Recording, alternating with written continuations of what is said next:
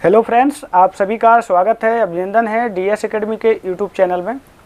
दोस्तों, आज 11 जुलाई 2020 का करंट अफेयर्स लेकर उपस्थित हूं। आप लोग पूरा का पूरा वीडियो देखिए।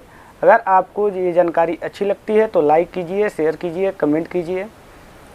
और 10 जुलाई 2020 का अगर करंट आप लोग नहीं लगाएं तो आप जाकर प्लेलिस्ट में उसको देख सकते हैं और करंट अफेयर्स एमसीक्यू में जाके आप टेस्ट लगा सकते हैं। तो चलिए आज का वीडियो देखिए और शाम को 7 बजे आपको टेस्ट लगाना है, उसको नहीं भूलिएगा आप लोग। तो चलिए स्टार्ट करते हैं आज का ये सेशन। तो वो है, देखते हैं कौन कौन सी सुर्खियां हैं जिस पे हम लोग चर्चा करेंगे। वो हैं, पहला है ब्रह्मांड में लिथियम की वृद्धि, और दूसरा है जम्मू कश्मीर पर यूएन के विशेष संचार, और 3 सार्वजनिक बीमा कंपनियों के लिए सहायता राशि के बारे में बात करेंगे, और चौथा रहेगा तिब्बत चीन विवाद और अमेरिका, और 5वां रहेगा ऑस्ट्रेलिया ने हांगकांग के साथ प्रत्यार्पण संधि निलंबित कर दी है, और 6वां रहेगा वेतन संहिता अधिनियम 2019 के बारे में जानेंगे, और लास्ट रहेगा रिचार्जेबल बैटरी UNCTAD की रिपोर्ट के बारे में बात करेंगे। तो चलिए स्टार्ट करते हैं। तो पहला है ब्रह्मांड में लिथियम की वृद्धि। दोस्तों, चर्चा में ये क्यों है? अगर इस पे हम लोग बात करें तो हाल ही में नेचर एस्ट्रोनॉमी में प्रकाशित एक अध्ययन में सूर्य जैसे कम द्रव्यमान वाले तारे के कोर मतलब हीलियम ज्वलन चरण के दौरान लिथियम उत्पत्ति की परिघटना के विषय में ठोस पर्यवेक्षण साक्ष्य प्रस्तुत किए गए हैं। तो ये इसलिए चर्चा में आया, और इसके प्रमुख बिंदु ऐसे हैं। और गौरतलब है कि विज्ञान एक प्रौद्योगिकी विभाग के एक स्वायत्त संस्थान इंडियन इंस्टीट्यूट ऑफ एस्ट्रोफिजिक्स के वैज्ञानिकों ने अपने अंतर्राष्ट्रीय सहयोगियों के साथ मिलकर ये साक्ष्य प्रस्तुत किए हैं। वैज्ञानिकों ने आकाशगंगा पुरातत्व परियोजना, एंग्लो ऑस्ट्रेलियाई टेलीस्कोप ऑस्ट्रेलिया के बड़े सर्वेक्षणों और यूरोपीय अंतरिक्ष मिशन से एकत्र हजारों तारों के स्पेक्ट्रा का उपयोग किया है। यूरोपीय अंतरिक्ष एजेंसी की एक अंतरिक्ष वेधशाला है जिसे 2013 में लॉन्च किया गया था। तो GAIA यूरोपीय अंतरिक्ष एजेंसी की एक अंतरिक्ष वेधशाला है जिसे 2013 में लॉन्च किया गया था। और अगला देखें तो लिथियम के विषय में प्रश्न यह है कि यह तत्व आता कहाँ से है। लिथियम के अधिकांश भाग की उत्पत्ति का पता एक घटना से लगाया जा सकता है। वह है बिग बैंग, जो लगभग 13.7 अरब साल पहले घटित हुआ था, जिसके द्वारा वर्तमान में ब्रह्मांड का भी निर्माण हुआ था।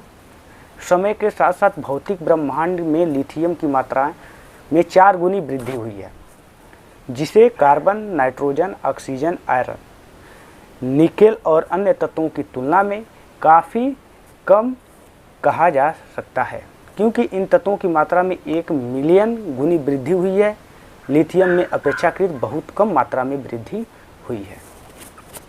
उच्च ऊर्जा वाली ब्रह्मांडीय किरणों से इंटरस्टेलर स्पेस में कार्बन और ऑक्सीजन जैसे भारी तत्वों के टूटने से लिथियम का निर्माण हुआ। तारों द्वारा बड़े पैमाने पर उत्प्रेक्षण, तारकीय विस्फोट भारी तत्वों की इस महत्वपूर्ण वृद्धि में प्राथमिक योगदान करता है। हालांकि लिथियम को एक अपवाद माना जाता है। क्या किया जाता है? तो लिथियम को एक अपवाद माना जाता है। तो दोस्तों, देखते हैं बिग बैंग संकल्पना और लिथियम में क्या रिलेटेड है। तो लिथियम बिग बैंग न्यूक्लियोसिंथेसिस से उत्पन्न 3 मौलिक तत्वों में से एक है। अन्य 2 तत्व हाइड्रोजन और हीलियम है। लिथियम से संबंधित कुछ अवधारणाएं हैं। सूर्य जैसे तारों में लिथियम उनके जीवन काल में ही नष्ट हो जाता है। सूर्य और पृथ्वी में सभी तत्वों की संरचना समान है, लेकिन सूर्य में लिथियम की मात्रा बहुत तुलना में 100 गुनी कम है। हालांकि दोनों का निर्माण एक साथ हुआ है।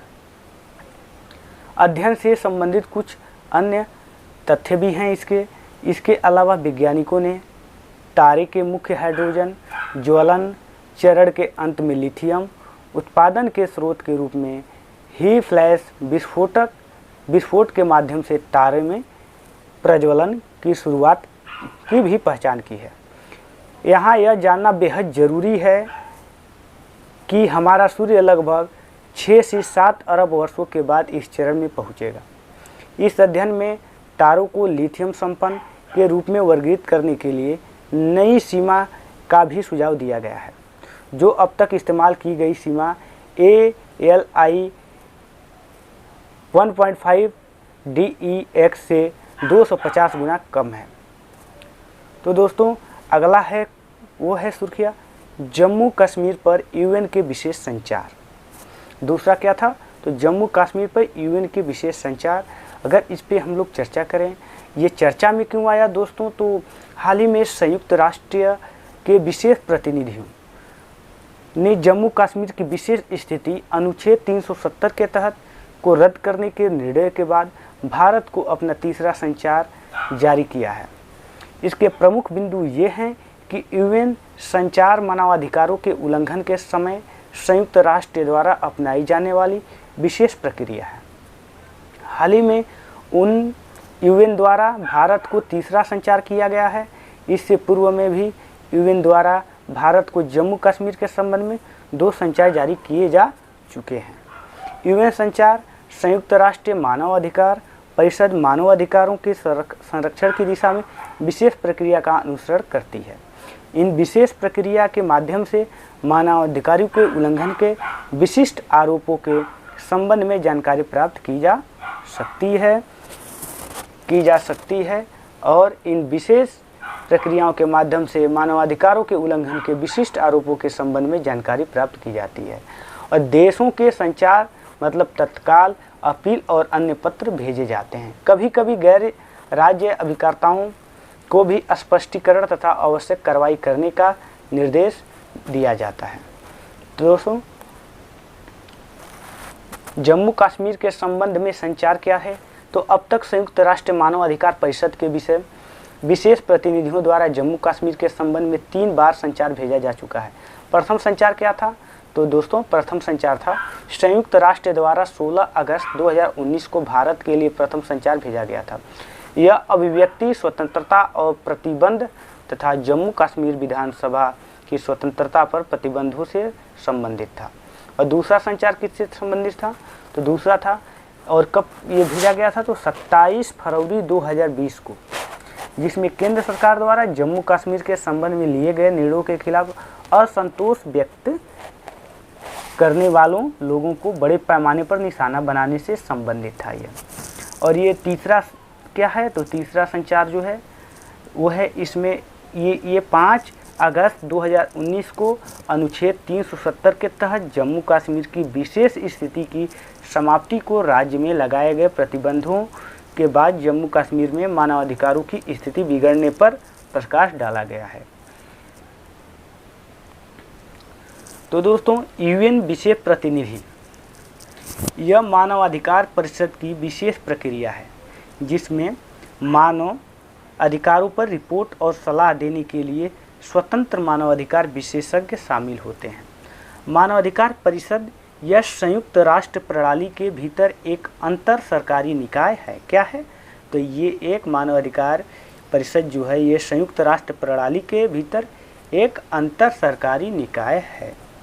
यह मानवाधिकारों के संवर्धन संरक्षण के लिए कार्यरत 47 देशों से मिलकर बनी होती है। वर्तमान में परिषद में भारत भी शामिल है। मानवाधिकार परिषद में भारत भी शामिल है। UN विशेष प्रक्रिया में या तो स्वतंत्र विशेषज्ञ शामिल होते हैं जिन्हें स्पेशल रिपोर्टर या इंडिपेंडेंट एक्सपर्ट कहा जाता है। यह 5 सदस्यों से मिलकर बना है एक वर्किंग ग्रुप जिसमें संयुक्त राष्ट्र के 5 क्षेत्रीय समूहों के प्रतिनिधि होते हैं। अधिकांश विशेष प्रक्रिया मानवाधिकारों के उल्लंघन के विशिष्ट आरोपों के संबंध में जानकारी प्राप्त करती है और देशों को संचार मतलब तत्काल अपील और अन्य पत्र भेजती है। यह कभी कभी गैर राज्य अभिकर्ताओं को भी स्पष्टीकरण तथा आवश्यक कार्रवाई करने का निर्देश देती है। तो दोस्तों तीसरा है 3 सार्वजनिक बीमा कंपनियों के लिए सहायता राशि। ये कौन कौन सी कंपनियां हैं जिसे सहायता राशि मिलने वाली है, क्या है, अगर इसके बारे में हम चर्चा करें और ये चर्चा में क्यों आया, इसको पहले हम लोगों को देखना चाहिए। ये प्रधानमंत्री नरेंद्र मोदी की अध्यक्षता में केंद्रीय मंत्रिमंडल ने सार्वजनिक क्षेत्र की 3 सामान्य बीमा कंपनियों की मदद के लिए कुल 12,450 करोड़ रुपए वर्ष 2019-2020 में दिए गए थे और 2500 करोड़ रुपए सहित की पूंजी देने के प्रस्ताव को भी मंजूरी दे दी गई है। तो इन 3 सामान्य बीमा कंपनियों शामिल है कौन कौन सी, तो ओरिएंटल इंश्योरेंस कंपनी लिमिटेड, कौन सी है, तो ओरिएंट इंश्योरेंस कंपनी लिमिटेड, और दूसरा है नेशनल इंश्योरेंस कंपनी लिमिटेड, और तीसरा है United India insurance company limited. दोस्तों तीनों कंपनियों की सहायता के लिए दी जा रही राशि में 3,475 करोड़ रुपए की राशि तत्काल जारी कर दी जाएगी। वहीं शेष 6,475 करोड़ रुपए की राशि बाद में जारी की जाएगी, जबकि 2500 करोड़ रुपए की राशि वित्तीय वर्ष 2019-2020 में भी जारी की जा चुकी है। केंद्रीय मंत्रिमंडल ने इस पूंजी की उपलब्धता को प्रभावित करने के लिए नेशनल इंश्योरेंस कंपनी लिमिटेड को 7,500 करोड़ रुपए तक, जबकि United India insurance company limited तथा ओरिएंटल इंश्योरेंस कंपनी लिमिटेड को 5,000 करोड़ रुपए तक की अधिकृत शेयर पूंजी को बढ़ोतरी को भी स्वीकृति दी है। इसके अलावा मौजूदा स्थिति के ध्यान में रखते हुए इनकी विलय की प्रक्रिया को भी कुछ समय के लिए रोक दिया गया है। इस विलय के स्थान पर अब इनके विकास पर ध्यान दिया जाएगा दोस्तों। और ओरिएंटल इंश्योरेंस कंपनी लिमिटेड की अगर बात करें, OICL के बारे में अगर बात करें, तो ओरिएंटल इंश्योरेंस कंपनी लिमिटेड को वर्ष 1947 में निगमित किया गया था। आंकड़ों के अनुसार वर्ष 2016 तक कंपनी के देश भर में कुल 1924 कार्यालय थे। और नेशनल इंश्योरेंस कंपनी लिमिटेड की बात करें तो नेशनल इंश्योरेंस कंपनी लिमिटेड को वर्ष 2006 में निगमित किया गया था और यह कंपनी अपने ग्राहकों को सामान्य बीमा व्यवसाय के सभी खंडों में भी सेवाएं प्रदान करती है। आगे की राह अगर हम लोग देखें तो सरकार द्वारा उपलब्ध कराई जा रही पूंजी का बेहतर इस्तेमाल सुनिश्चित करने के लिए सरकार ने कुछ दिशा निर्देश भी जारी किए हैं, जिनका लक्ष्य इन कंपनियों में व्यावसायिक क्षमता को बढ़ाना और लाभदायक वृद्धि लाना है। वहीं मौजूदा स्थिति को देखते हुए इन कंपनियों के विलय की प्रक्रिया को भी रोक दिया गया है। विशेषज्ञों ने सरकार को इस कदम की सराहना की है। इसके माध्यम में वे कंपनियां अपनी ऋण चुकाने की क्षमता को बढ़ाने और अधिक से अधिक लाभ प्राप्त करने पर दे सकती हैं और दे सकेगी। दोस्तों तीसरा है तिब्बत चीन विवाद और अमेरिका। दोस्तों ये क्या है, अगर इस पर हम लोग बात करें और देखें और समझें तो ये समझ में आएगा। तिब्बत चीन विवाद और अमेरिका, दोस्तों ये चर्चा में क्यों है, तो हाल ही में आप लोगों को पता ही है कि हाल ही में चीन ने कुछ विशिष्ट अमेरिकी नागरिक पर वीज़ा प्रतिबंध लगाने की घोषणा की है। गौरतलब है कि इससे पूर्व अमेरिका ने भी चीन के कुछ अधिकारियों पर तिब्बत के विषय को लेकर वीज़ा प्रतिबंध की घोषणा की थी और इस संबंध में घोषणा करते हुए चीन ने कहा है कि यह वीज़ा प्रतिबंध उन अमेरिकी अधिकारियों पर लागू किए जाएंगे जिन्होंने तिब्बत संबंधित मुद्दों पर उचित व्यवहार नहीं किया है। अमेरिकी अधिकारियों पर वीज़ा प्रतिबंध अधिरोपित करते हुए चीन के विदेश मंत्रालय ने अमेरिका से तिब्बत के माध्यम से चीन के आंतरिक मामलों में हस्तक्षेप न करने का आग्रह भी किया है। दोस्तों चीन के अधिकारियों पर अमेरिकी प्रतिबंध, अगर बात करें तो चीन के वीज़ा प्रतिबंधों से पूर्व अमेरिका ने भी चीन के उन अधिकारियों पर वीज़ा प्रतिबंधों की घोषणा की थी जो तिब्बत में मानवाधिकारों के उल्लंघन में शामिल हैं और जो अमेरिकी राजनयिकों, पत्रकारों और पर्यटकों को तिब्बत में प्रवेश करने में बाधा उत्पन्न कर रहे थे। हालांकि अभी तक अमेरिका के विदेश विभाग ने अमेरिकी गोपनीयता कानून का हवाला देते हुए चीन के उन अधिकारियों के नाम की घोषणा नहीं की है जो अमेरिका के नए वीज़ा प्रतिबंधों से प्रभावित होंगे। और अमेरिका के प्रतिबंधों को लेकर चीन का कहना है कि तिब्बत की भौगोलिक स्थिति और जलवायु के कारण चीन वहां आने वाले आगंतुकों और कुछ विशिष्ट प्रकार के सुरक्षात्मक उपाय लागू करता है। और अमेरिका काफ़ी लंबे समय से चीन पर इस प्रकार के प्रतिबंध अधिरोपित करता रहा है। इससे पूर्व अमेरिका ने हांगकांग में अभिव्यक्ति की आज़ादी के उल्लंघन और लाखों उइगर मुस्लिमों के उत्पीड़न के मुद्दे पर भी चीन पर कार्रवाई की थी।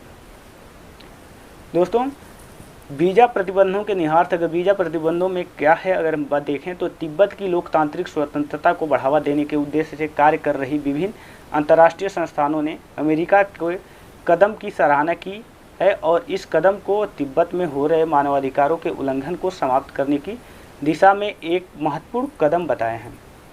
अमेरिका और चीन दोनों ही देशों के वीज़ा प्रतिबंध ऐसे समय में आए हैं जब दोनों देशों के बीच पहले से ही व्यापार तकनीक, कोरोना वायरस, कोविड-19 महामारी और हांगकांग जैसे मुद्दे को लेकर तनाव बना हुआ है। ऐसे में यह कदम दोनों देशों के बीच तनाव को और अधिक बढ़ाने में एक महत्वपूर्ण भूमिका अदा कर सकता है। कोरोना वायरस महामारी के बाद से ही अमेरिका और चीन के संबंध अपने न्यूनतम स्तर पर पहुंच गया है, क्योंकि चीन से शुरू हुआ कोरोना वायरस ने अमेरिका को सबसे अधिक प्रभावित भी किया है। दोस्तों, चीन तिब्बत विवाद क्या है? तो चीन तिब्बत संघर्ष को अक्सर एक जातीय और धार्मिक संघर्ष के रूप में देखा जाता है। विभिन्न विशेषज्ञ मानते हैं कि ऐतिहासिक रूप से तिब्बत की स्वतंत्रता को लेकर अलग अलग विचार चीन तिब्बत संघर्ष का प्रमुख कारण है। तिब्बत वासियों ने मार्च 1959 में चीन सरकार को उखाड़ फेंकने का प्रयास किया, किंतु वे इस कार्य में असफल रहे। चीन ने 1959 में हुई तिब्बती विद्रोह को कुचल दिया, जिसने आध्यात्मिक नेता दलाई लामा और 80,000 से अधिक तिब्बतियों को भारत और अन्य देशों में निर्वासित होना पड़ा था। विद्रोह का परिणाम ये हुआ कि वर्ष 1959 में हुए तिब्बती विद्रोह के पश्चात चीन की सरकार तिब्बत पर अपनी पकड़ मजबूत करती गई और तिब्बत में आज भी भाषण, धर्म या प्रेस की स्वतंत्रता नहीं है। इस क्षेत्र में अभी भी चीन की मनमानी जारी है और वर्तमान में भी तिब्बत को समय समय पर अशांति का सामना करना पड़ता है। और तिब्बत चीन के दक्षिण पश्चिम में स्थित है। तिब्बत चीन के दक्षिण पश्चिम में स्थित है और भारत, नेपाल, म्यांमार मतलब बर्मा तथा भूटान के साथ अपनी सीमा साझा करता है। तिब्बत एशिया में तिब्बती पठार पर स्थित एक क्षेत्र है जो लगभग 24 लाख वर्ग किलोमीटर में फैला हुआ है और यह चीन के क्षेत्रफल का लगभग 1/4 है। दोस्तों, अगला है ऑस्ट्रेलिया ने हांगकांग के साथ प्रत्यर्पण संधि निलंबित कर दी है। दोस्तों, ये प्रत्यर्पण संधि क्या है ऑस्ट्रेलिया और हांगकांग के साथ? तो दोस्तों, इसको अगर देखें और चर्चा में ये क्यों है, तो दोस्तों हाल ही में ऑस्ट्रेलिया ने चीन द्वारा हांगकांग में लगाए गए राष्ट्रीय सुरक्षा कानून की प्रतिक्रिया में हांगकांग के साथ अपनी प्रत्यर्पण संधि को निलंबित कर दिया है। हांगकांग चीन का एक विशेष प्रशासनिक क्षेत्र है और यह बेसिक लॉ नामक एक मिनी संविधान द्वारा शासित है जो चीन की एक देश दो प्रणाली के सिद्धांत की पुष्टि करता है। ऑस्ट्रेलिया द्वारा वर्ष 1993 में हांगकांग के साथ प्रत्यर्पण संधि लागू की गई थी।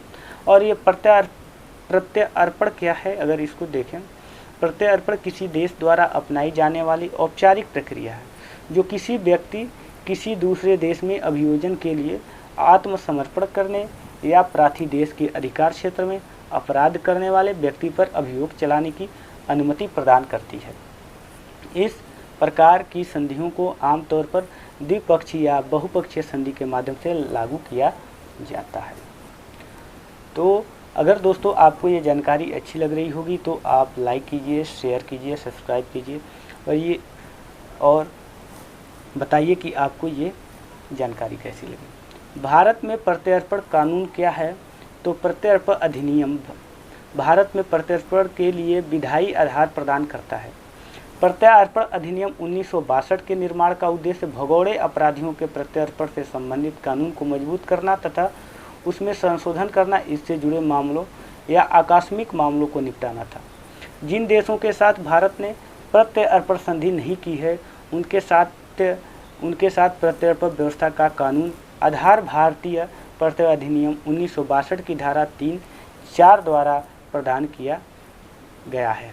भारत की वर्तमान में 43 देशों के प्रत्यर्पण संधि तथा 11 देशों के साथ प्रत्यर्पण व्यवस्था है। तो राष्ट्रीय सुरक्षा कानून के साथ समस्याएं। पुलिस की अनियंत्रित शक्तियां अगर देखें तो राष्ट्रीय सुरक्षा कानून हांगकांग में होने वाली पृथकवादी विध्वंसक या आतंकवादी गतिविधियों या हांगकांग के मामले में विदेशी हस्तक्षेप के रूप में देखी जाने वाली गतिविधियों को प्रतिबंधित करने की शक्ति बीजिंग को देता है। दोस्तों, देखते हैं मानवाधिकारों का उल्लंघन। कानून के तहत पुलिस को बिना वारंट को दोस्तों देखते हैं अगला मानवाधिकारों का उल्लंघन। कानून के तहत पुलिस को बिना वारंट के खोज कार्य करने, इंटरनेट सेवाओं पर आवश्यक प्रतिबंध लगाने जैसे अधिकार दिए गए हैं। इस प्रकार यह कानून मानवाधिकार, विशेष रूप से भाषण की स्वतंत्रता का उल्लंघन करता है। भारत की प्रतिक्रिया इस पे क्या है? तो भारत उम्मीद कर रहा है कि संबंधित पक्ष गंभीरता और निष्पक्ष रूप से चिंताओं को ठीक से संबोधित करेंगे। हांगकांग के विशेष प्रशासनिक क्षेत्र में बड़ा भारतीय समुदाय निवास करता है, अतः भारत हाल ही के घटनाक्रमों लगातार निगरानी रख रहा है। आगे की राय इससे क्या होगी? तो विश्लेषण करने वालों के अनुसार कानून को लागू करने से हांगकांग में व्यापक विरोध प्रदर्शन एक बार फिर से शुरू हो सकता है। ऐसे में चीन की सरकार को काफ़ी चुनौतियों का सामना करना पड़ सकता है। यह देखना महत्वपूर्ण हो जाता है कि हांगकांग स्थिति में से कैसे निपटता है। बेसिक लॉ के तहत इसे दी गई स्वतंत्रता 2047 में समाप्त हो जाएगी और यह स्पष्ट नहीं है कि उसके बाद हांगकांग की स्थिति क्या होगी।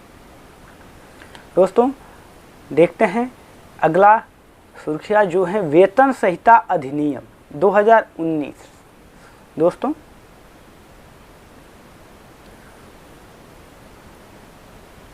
दोस्तों, ये चर्चा में क्यों है? तो हाल ही में केंद्रीय श्रम और रोजगार मंत्रालय द्वारा वेतन संहिता अधिनियम के कार्यान्वयन के लिए तैयार किए गए मसौदे के नियमों पर विभिन्न पक्षों की राय जानने के लिए प्रकाशित किया गया है।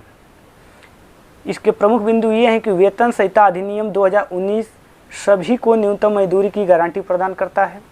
यह अधिनियम परिभाषित करता है कि मजदूरों की गणना कैसे की जाए तथा सभी राज्यों के लिए एक समान मजदूरी भुगतान का निर्धारण किस प्रकार किया जाए।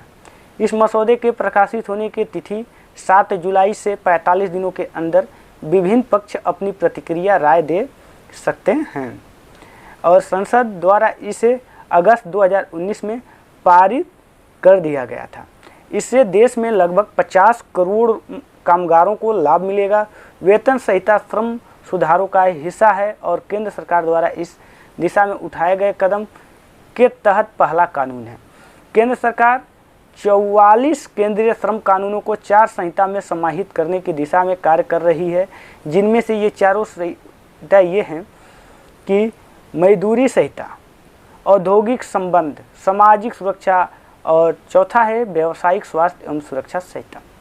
दोस्तों, विशेषताएं इसकी क्या है? तो वेतन संहिता अधिनियम 2019 में मजदूरी बोनस और उनसे जुड़े मामलों से संबंधित कानून को संशोधित और एकीकृत किया गया है।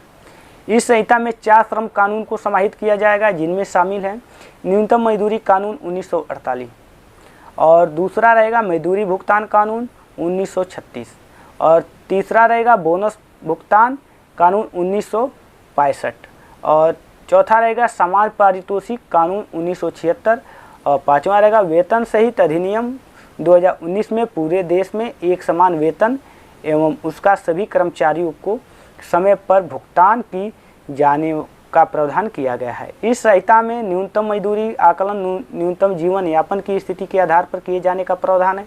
वेतन संहिता अधिनियम 2019 में परिवर्तन क्या हुआ है? तो वेतन संहिता अधिनियम 2019 में 8 घंटे कार्य करने का प्रावधान किया गया था, परंतु ऐसी संभावना व्यक्त की जा रही है कि लॉकडाउन के दौरान कुछ राज्यों में उत्पादन में हुए नुकसान की भरपाई के लिए कामकाजी घंटे बढ़ाए जा सकते हैं। तो दोस्तों, देखते हैं तो इसके महत्व के बारे में बात करें तो वर्तमान समय में मजदूरी के संदर्भ में विभिन्न श्रम कानूनों को अलग अलग रूप से परिभाषित किया गया है, जिसके चलते इनके क्रियान्वयन में काफ़ी कठिनाई के साथ कानूनी विवाद भी बढ़ जाता है। संहिता के विभिन्न श्रम कानूनों को सरलीकृत किया गया है, जिससे इस बात को संभावना अधिक प्रबल होती है कि इससे कानूनी विवादों को कम करने में मदद मिलेगी। इसके अलावा नियोक्ताओं के लिए अनुपालन लागत भी कम होगा। देखते हैं आज का लास्ट, रिचार्जेबल बैटरी UNCTAD की रिपोर्ट। ये क्या है दोस्तों? ये चर्चा में इसलिए आया कि व्यापार एवं विकास पर संयुक्त राष्ट्र सम्मेलन ने commodities at glance special issue on strategic battery and minerals नामक रिपोर्ट जारी की है। आपूर्ति की अनिश्चितता अकाउंटेंट द्वारा जारी रिपोर्ट के अनुसार रिचार्जेबल बैटरी का उत्पादन करने के लिए कच्चे माल की आपूर्ति अपर्याप्त है। रिचार्जेबल बैटरी का निर्माण के लिए लिथियम, प्राकृतिक ग्रेफाइट और मैग्नीज महत्वपूर्ण कच्चा माल हैं। मांग में वृद्धि, वैश्विक परिवहन के साधनों में इलेक्ट्रिक वाहनों की संख्या में वृद्धि से रिचार्जेबल बैटरी की मांग में भी इजाफा हुआ है। इलेक्ट्रिक वाहनों की संख्या वर्ष 2018 में 65% की वृद्धि के साथ 5.1 मिलियन तक पहुंच गई है। वर्ष 2030 तक इसकी संख्या 23 मिलियन तक पहुंचने की संभावना व्यक्त की गई है। कच्चे माल की मांग में वृद्धि, इलेक्ट्रिक वाहनों की बढ़ती संख्या के साथ रिचार्जेबल बैटरी और उनमें इस्तेमाल होने वाले कच्चे माल की भी मांग भी बढ़ गई है। तो दोस्तों, लिथियम आयन बैटरी के लिए उपयोगी कैथोड की बाजार हिस्सेदारी वर्ष 2018 तक $7 बिलियन थी, जो वर्ष 2024 तक 58.8 बिलियन तक पहुंच सकती है। आने वाले समय में रिचार्जेबल बैटरी बनाने के लिए उपयोग की जाने वाले कच्चे माल की मांग तेजी से बढ़ेगी, क्योंकि ऊर्जा के अन्य स्रोत अब अधिक प्रतिस्पर्धा नहीं रहे हैं। लिथियम आयन बैटरी क्या है? लिथियम आयन बैटरी एक प्रकार की रिचार्जेबल बैटरी है। यह बैटरियां आजकल के इलेक्ट्रिक सामानों में प्राय उपयोग की जाती हैं। पोर्टेबल इलेक्ट्रॉनिक युक्तियों के लिए सबसे लोकप्रिय रिचार्जेबल बैटरी में से एक है। लिथियम आयन बैटरी के धनावेश और ऋणावेश पर रासायनिक अभिक्रिया होता है।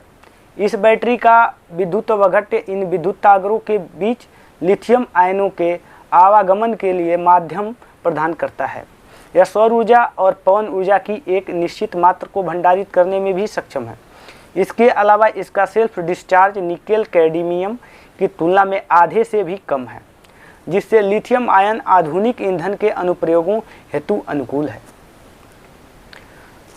और आगे की राय इससे क्या है? तो इलेक्ट्रिक वाहन का उत्पादन एक पूंजी गहन क्षेत्र है, जहां सरकारी नीतियों में अनिश्चित इस उद्योग में निवेश को हतोत्साहित करती है। अतः दीर्घकालिक स्थिर नीति बनाने की आवश्यकता है और चार्जिंग स्टेशनों, ग्रिड स्थिरता जैसी असंरचनात्मक समस्याओं का समाधान शीघ्र करना चाहिए। दोस्तों, आप लोगों को ये जानकारी कैसी लगी? अगर आप लोग इस जानकारी से संतुष्ट हैं या कुछ कमी है तो आप कमेंट के माध्यम से अपना फीडबैक दीजिए, सुधार की जाएगी। अगर अच्छा लगता है तो लाइक कीजिए, शेयर कीजिए, सब्सक्राइब कीजिए। फिर मिलते हैं अगले वीडियो में, तब तक के लिए धन्यवाद। Bye, see you.